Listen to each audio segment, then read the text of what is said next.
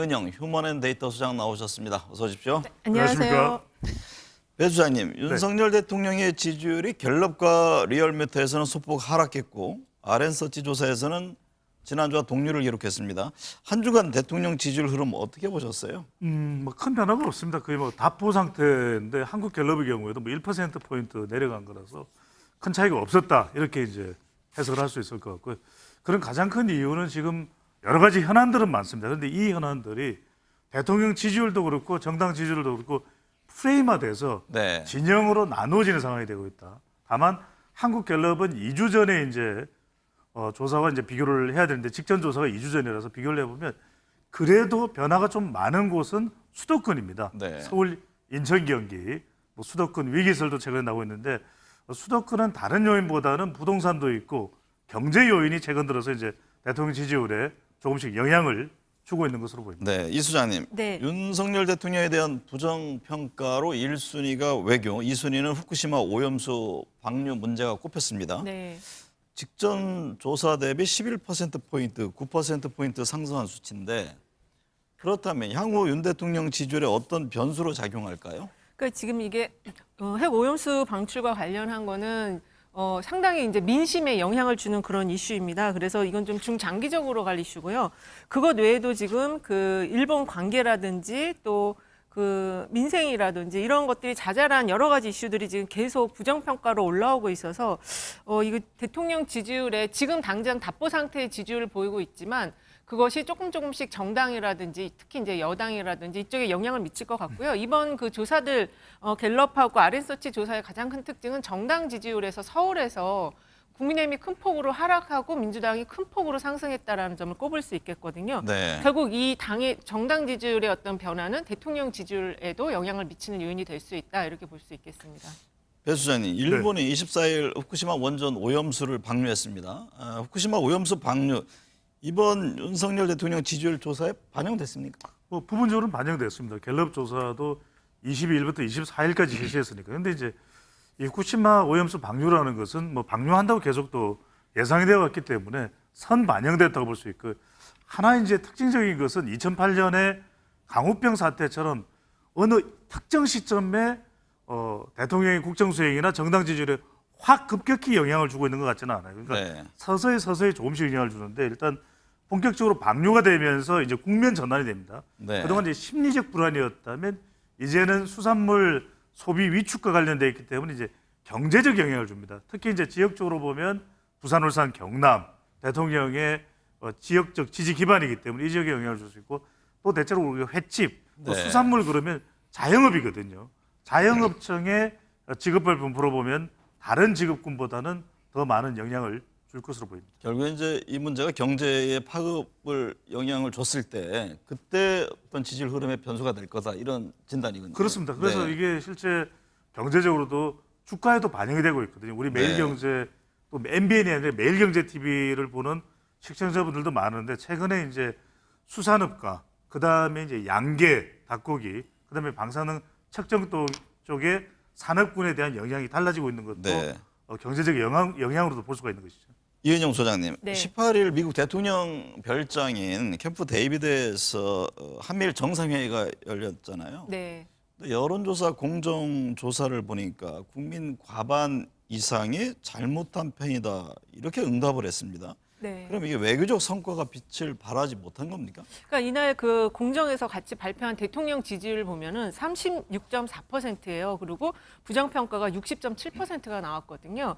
특히 이제 이 외교 그 삼국 정상회의 평가가 대통령 지지율에 보다는 조금 잘했다고 하는 평가가 약간 높지만 대통령 지지율에 영향은 주지는 않았어요. 그래서 이 정상회의 평가의 효과는 별로 없었다.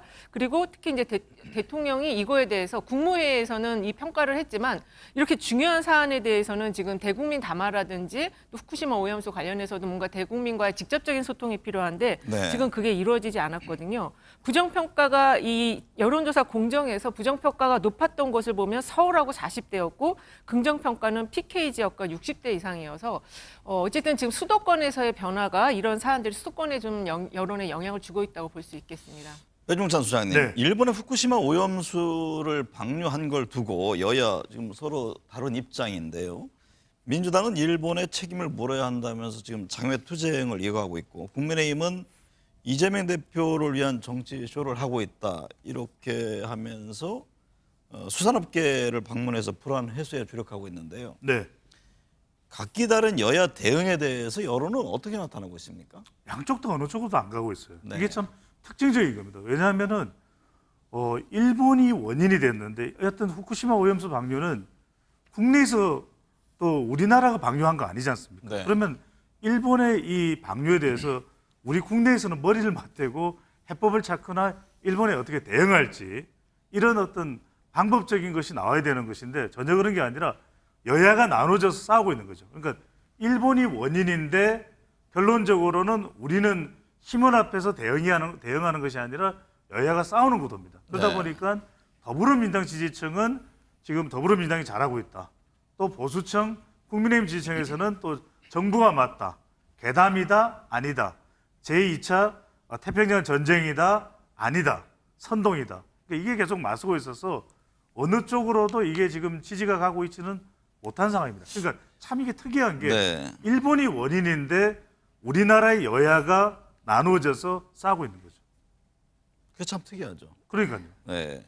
이 수장님, 아랜서치 조사에 따르면 후쿠시마 오염수 해양 방류 피해가 있다고 생각하는 응답이 60.9%로 조사됐습니다. 네.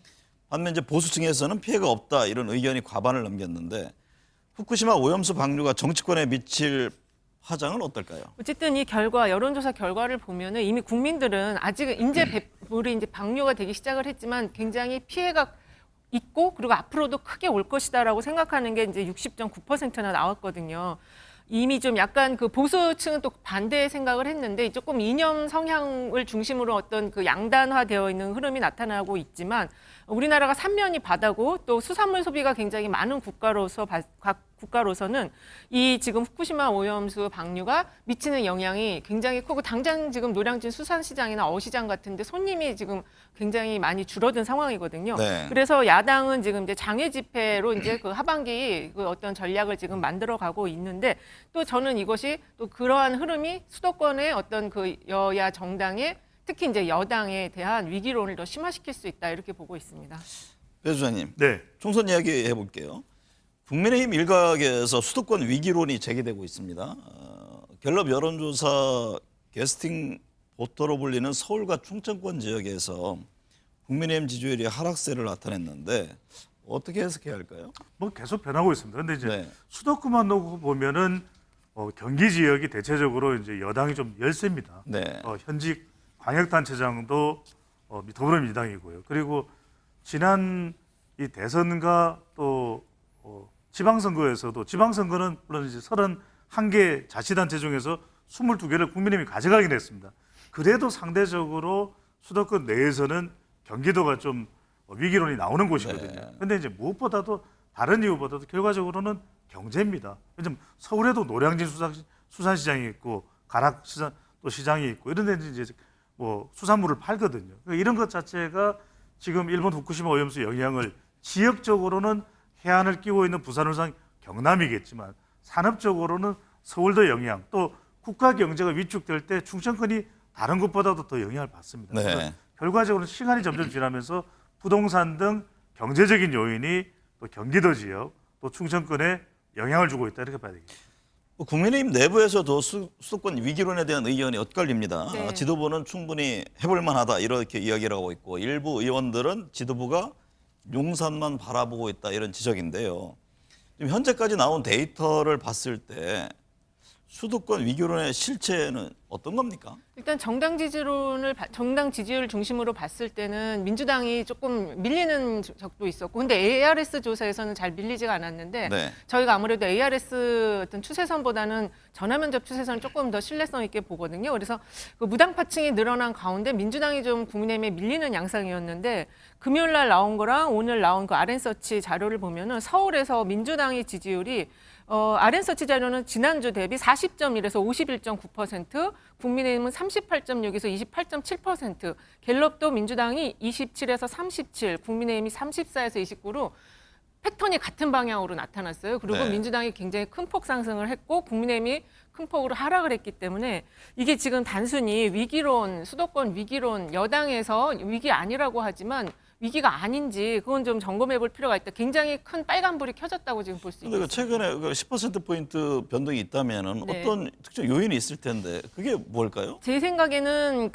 일단은 무당파층에 있던 층이 응답을 좀 했을 가능성이 있고요. 네. 그리고 그 기존의 서울에서 양당에 대해서 다 실망을 느꼈던 그런 사람들, 그리고 좀 서울이 약간 이제 경기도나 이런 쪽에 비해서는 조금 보수 성향이 강한데 그 층의 생각이 지금 바뀌었다고 볼 수 있는 거죠. 네. 예, 그 후쿠시마 오염수 방출로 인해서 이 정부를 믿고 계속 이 모든 정책들을 지금 바라볼 수 있겠냐. 특히 이 후쿠시마 오염수뿐만 아니라 그 최근에 잼버리라든지 그다음에 그 해병대 그 수사 관련한 거 이게 다 지금 여기에 다 녹아 들어가 있다고 저는 보고 네. 있습니다. 무당층에 있던 사람들이 좀 이 움직임이 있는 지지 거죠. 어느 네. 쪽으로 움직이고 있다 이런 분석인데 배 소장님은 어떻게 보세요? 그랬을 수 있습니다. 그랬을 네. 수 있는 것이 결과적으로는 내년에 이 수도권 총선은 7%의 전쟁이거든요. 그러니까 네. 보수도 7%의 중도가 더 적극적으로 보수 쪽으로 오느냐, 그리고 샤이 진보라고 할 수 있는 자동응답 조사에서는 꽤 상대적으로 높은 지지율이 나오는 민주당이지만 전화 면접 조사에서 직접 물어봤을 때는 좀 소극적인 정당 지지율이 나온다. 그렇다면 결과적으로는 좀 샤이 진보라고 볼 수 있거든요. 네. 이들이 얼마만큼이나 적극적으로 나올 수 있느냐는 결집도 문제인가요? 그렇습니다. 네. 결과적으로는 국민의힘은 윤석열 대통령 지지율이 좋으니까 윤석열 대통령 지지율을 얼만큼 중도층을 흡수할 정도로 올려가느냐가 중요한 것이고, 반대로 이제 민주당의 경우는 이재명 대표 또 뭐 돈봉투 리스크나 이런 코인 리스크 이런 리스크를 얼마나 털어내느냐, 털어내서 좀 더 적극적으로 샤이 진보가 지지하겠다 또 투표하겠다는 의향으로 나오느냐가 핵심이라서 이른바 7%의 전쟁이라고 봐요. 네. 이은영 소장님, 네. 민주당 상황을 보면 핵심 기반 지역인 광주 전라 이쪽 지지율이 하락했습니다. 네. 핵심 지역에서 지지율 하락이 내년 총선 득표 전체적으로 어떤 영향을 줍니까? 근데 이제 어쨌든 지금 호남에서 지지율이 하락을 했지만 그 하락폭이 민주당의 경우 한 3%포인트 정도거든요. 그리고 네. 무당파가 최근에 호남에서 많이 늘어났더라고요. 무당파층이 30% 살짝 넘는 수준으로 지금 늘어나 있는 상황이어서 이게 아까 말씀드린 그 서울 지역의 변화, 그것과 같은 흐름이 만들어진다면은 이 무당파층도 결국에는 어떤 한쪽으로 방향성을 정할 가능성이 높다 이렇게 볼 수 있는데, 그것이 이제 호남에서는 지금의 여당보다 야당으로 이동할 가능성이 더 높게 나타날 수 있겠죠. 네.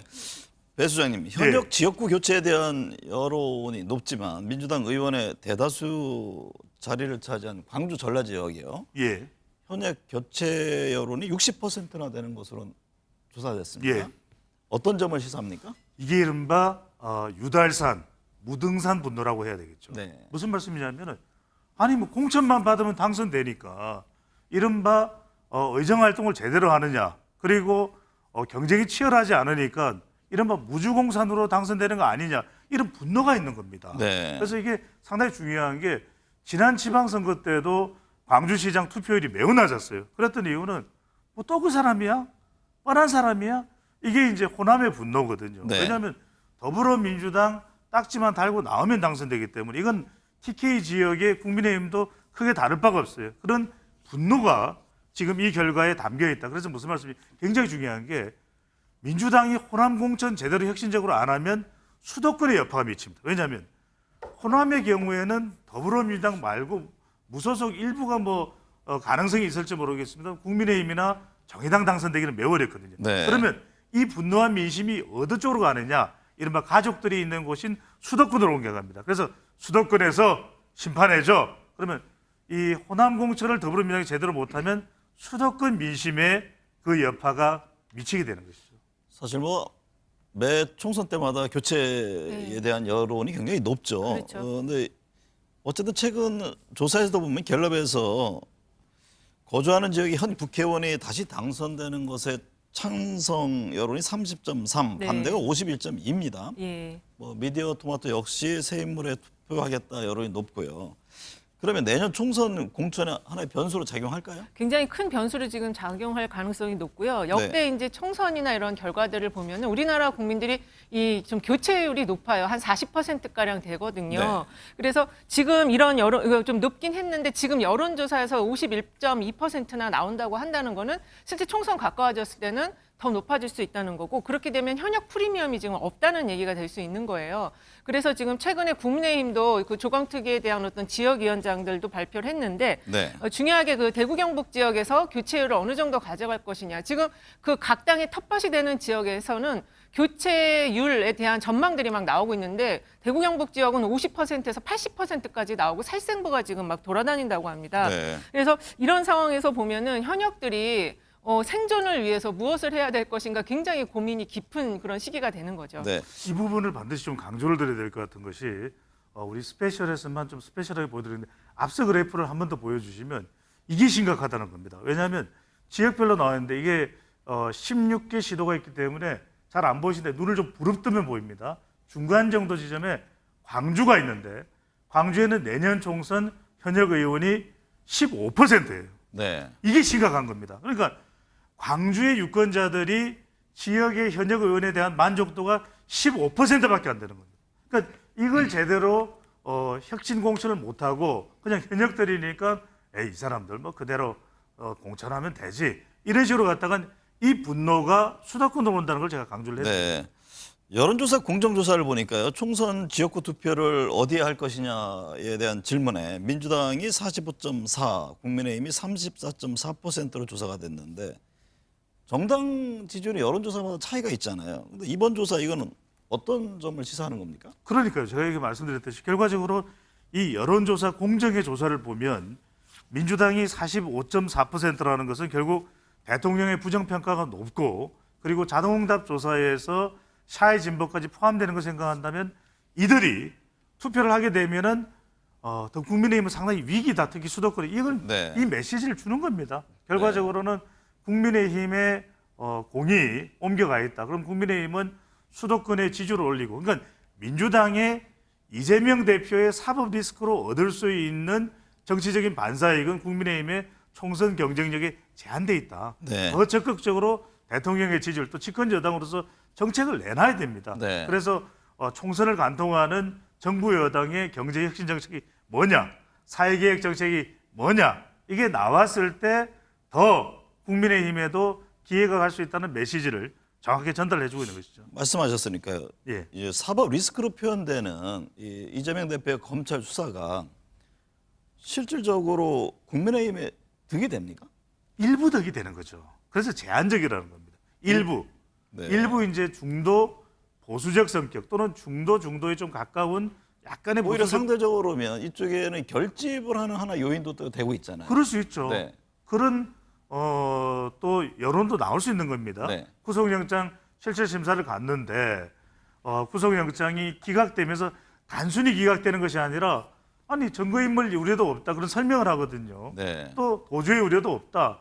그리고 여전히 법적으로 다퉈야 된다. 이렇게 또 재판부에서 설명이 나오면 그것 또한 더불어민주당 지지층들이 특히 수도권을 중심으로 해서 40대 화이트 갈라가 약간 느슨해졌는데 이들이 또 결집을 할 수도 있는 것이죠. 저기 잠깐 제가 한 말씀 더 네. 보태면 지금 최근에 이제 미국도 대선을 앞두고 있잖아요. 지금 트럼프 전 대통령이 잠깐 기소가 돼서 구속이 됐었어요. 네. 그래서 그 머그샷이 나왔는데 100억 이상의 후원금이 모였다고 합니다. 그러니까는 이 구속이라는 것도 어느 그 시한이 있는 것 같아요. 근데 그 시한을 넘어서서도 구속이 되지 못하고 기소가 돼도 그게 잘 영장 청구까지 이어지지 않는다면은 이거는 오히려 지금 말씀하신 결집의 어떤 힘 그리고 오히려 탄압받는 이미지를 통한 영웅이 되는 그런 흐름으로 지금 미국의 사례를 보면은 그렇게 갈 가능성도 있어 보이는 거죠. 다만 이제 여기서 한 가지만 강조를 드린다면 트럼프의 경우와 비교를 한다면 트럼프의 경우는 그래도 일단 절차대로 가서 본인이 뭐 보석이면 보석을 하고 이런 과정을 거치거든요. 물론 그렇다고 해서 아직까지 공화당 대선 후보로서 확정적인 건 아닙니다.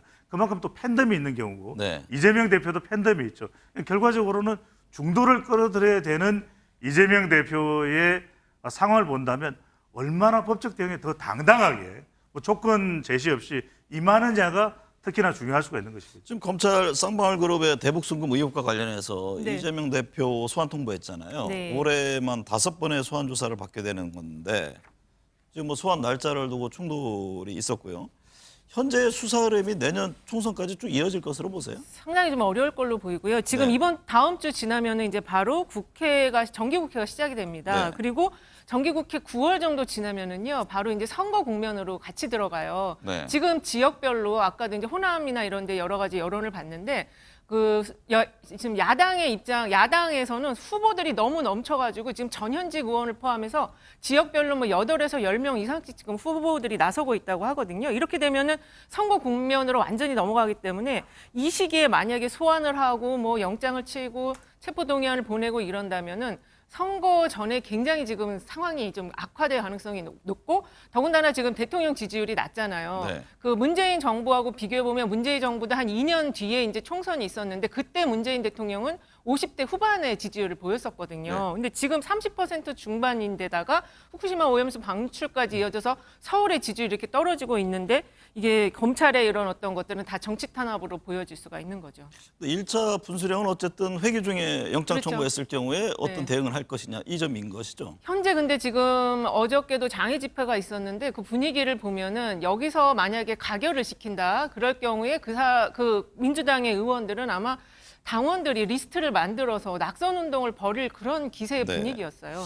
배 주장님, 네. 최근 이재명 대표 사퇴설 관련해 일축했습니다. 이제 비판적 입장을 내고 있는 이상민 의원이 거취 결정까지 언급했는데 이게 이 의원의 발언이 좀 파급력이 있게 들립니까? 아니면은 뭐 지나가는 하나의 흐름이라고 보시나요? 이재명 의원이 역시 이재명 대표에 대해서 이상민 의원의 발언이 결국 여론과 관련됐다고 연결돼 있다고 봐야 되겠죠. 그렇게 네. 보는 이유는 뭐냐면 방금 이은영 선생님 말씀하셨지만은 이재명 대표에 대해서 가장 크게 우려하는 것은 또 수도권 여론입니다. 결국 이재명 대표의 거취가 민주당의 지지율과 연결돼 있고 이게 말끔하게 해결되지 못한다면 가령 체포동의안이 회기 중에 왔는데 가결이 돼서 구속영장 실질심사에 정면으로 가지 못하고 또 부결을 시켜버린다. 네. 이렇게 되면 여론은 또 상당히 악화될 수 있거든요.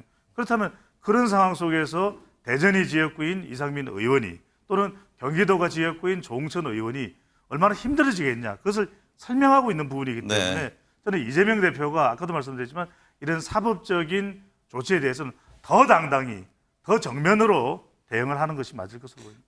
시간이 한 20초 남았는데요. 이번 주는 어떤 걸 좀 봐야 될까요? 아무래도 이 후쿠시마 오염수가 이제 어제 시민들이 굉장히 좀 많이 불만을 토로하시고 수산시장의 그런 경제와 관련된 연결이 안 좋게 되면은 이게 더 악화될 것 같습니다, 여러분. 네. 배 또 주장님. 이재명 대표의 검찰이 소환하는 것이 30일이고 또 이하영 전 부지사의 재판이 이번 주 다가오는 주에 있으니까 그게 중요한 이슈로 보입니다. 네.